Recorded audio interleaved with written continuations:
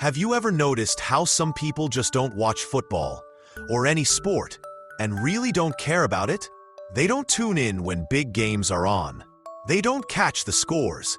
They don't feel excitement when everyone else does. It's not laziness. It's not ignorance. It's something deeper about how their mind and motivations work. But what exactly drives this indifference, especially to something so culturally huge?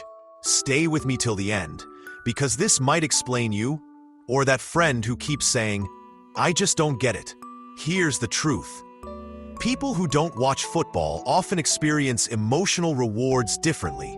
For many fans, watching sport triggers a tribal communal response. It feels like belonging to a group and can release bonding neurochemicals in the brain. Sports fandom activates evolved mechanisms around social identity and shared experience.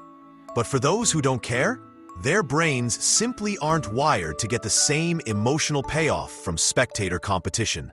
They don't feel that tribal pull or sense of belonging from a game on the TV. And that's okay. Another key psychological difference: individualistic self-identity. People who aren't into football usually don't tie their self-worth or social identity to something they're spectating rather than participating in.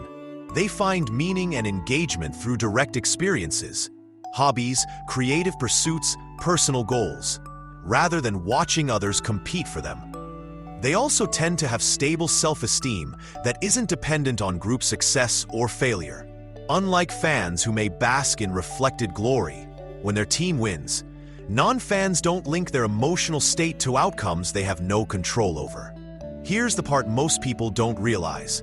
Not watching football doesn't mean someone lacks passion, social interest, or excitement. It often means they use their emotional energy differently. They don't get the same dopamine surge from spectator games. They don't need a tribe to feel secure. They tend toward experiences with direct engagement and reciprocity, not passive observation. In other words, they're not missing out. They're just playing a different psychological game.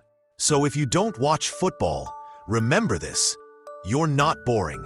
You're not indifferent to life. Your brain simply finds meaning and reward in ways that don't revolve around vicarious competition.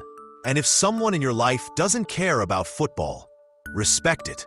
They're not rejecting you. They're just emotionally wired in a way that prioritizes active engagement over passive observation.